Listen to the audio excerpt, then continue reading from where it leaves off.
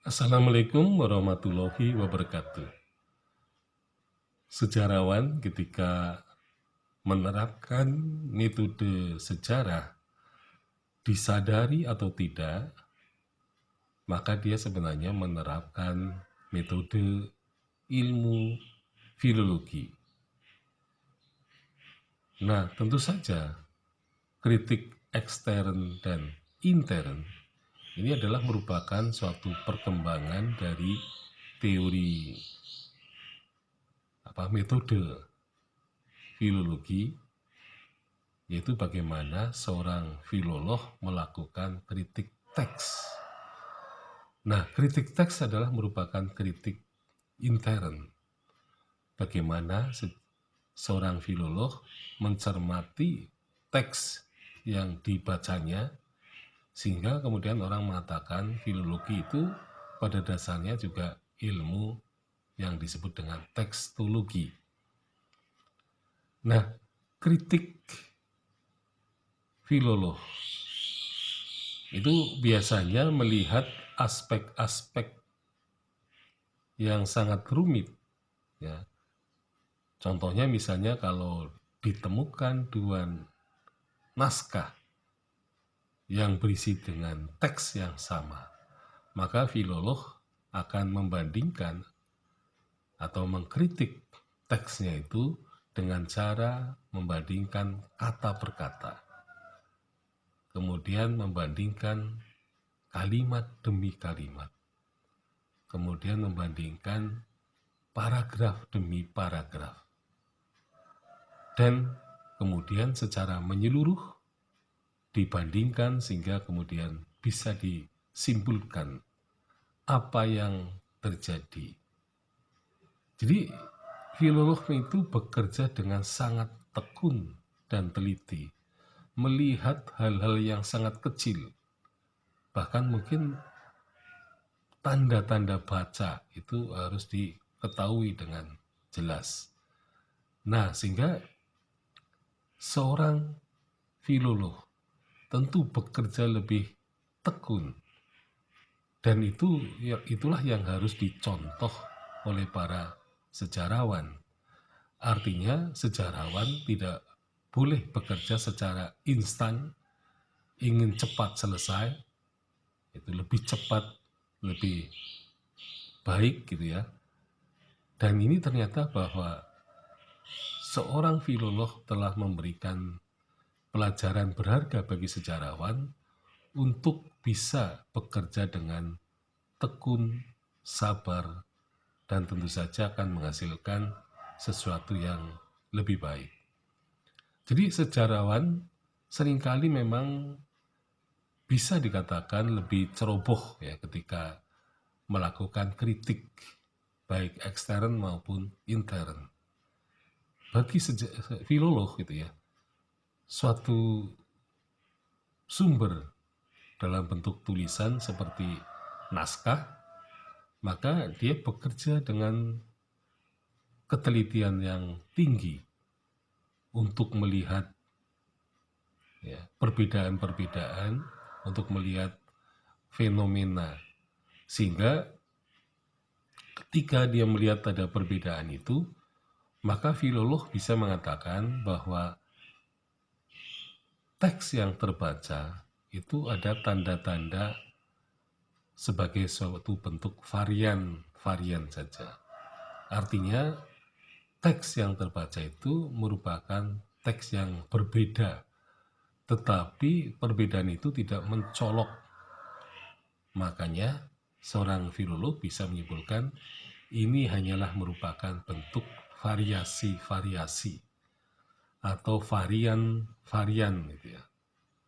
Nah, tetapi ketika perbedaan itu sangat mencolok, maka filolog bisa mengatakan, oh ini merupakan bentuk versi-versi. Jadi perbedaan-perbedaan yang mencolok.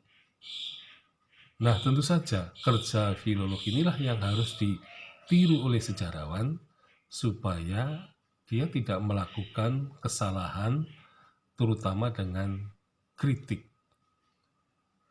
Nah, Sejak lama Sartono Kartodirjo selalu menggaungkan sejarawan Indonesia itu harus melakukan kritik atau metode kritik.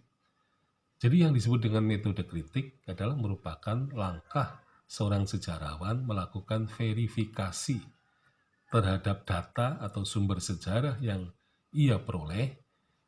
Nah, kritik-kritik ini tentu saja harus menunjukkan tingkat ketelitian yang tinggi karena diharapkan tidak melakukan kesalahan, terutama untuk menentukan apakah sumber sejarah ini merupakan sumber sejarah yang otentik, ya, seperti apa adanya, atau bisa juga sumber ini bisa dikatakan sebagai sumber yang kredibel, artinya sumber yang bisa dipercaya untuk digunakan untuk mencari fakta-fakta sejarah. Jadi sejarawan yang meniru langkah-langkah kritik dari filolog, maka ia akan bekerja dengan sangat teliti dan kecil kemungkinan dia akan melakukan kesalahan di dalam mengkritik itu. Artinya keputusan untuk meloloskan sebuah sumber sebagai sumber yang otentik dan kredibel, maka ini keputusan yang dipertimbangkan dengan masak-masak. Nah, tentu saja apa yang dikerjakan oleh filolog inilah yang harus menjadi atau yang ditiru oleh sejarawan dengan bekerja ekstra keras, ekstra teliti, ekstra cermat, dan tidak melakukan keteledoran sehingga sumber sejarah yang memang tidak otentik, sumber sejarah yang tidak kredibel, memang harus disingkirkan dari sumber-sumber yang akan menghasilkan fakta-fakta sejarah. Nah, jadi fakta-fakta sejarah ini benar-benar merupakan fakta yang lolos ya dari seleksi ketika seorang sejarawan melakukan kritik atau verifikasi. Jadi kritik yang dilakukan tentu saja tidak dilakukan secara tergesa-gesa, tetapi kemudian dengan cara melihat secara intrinsik sumber itu, seperti yang dilakukan oleh para filolog. Nah, sehingga dengan melihat secara intrinsik, maka akan ditemukan titik-titik lemah dan juga titik-titik kuat dari sumber sejarah itu. Nah, akhirnya setelah kita bisa melakukan kritik intern, maka sebenarnya kita bisa kembali ke kritik ekstern, ya, melihat segi fisiknya, melihat dari sisi luarnya, apakah. Jadi sebenarnya filolog itu bisa melakukan kritik bolak-balik gitu ya. Dan sejarawan pun sebenarnya harus begitu. Jadi melakukan kritik ekstern, intern. Nah, sehingga yang ditemukan itu merupakan sungguh-sungguh fakta sejarah, bukan fakta yang bisa diragukan oleh sejarawan lain.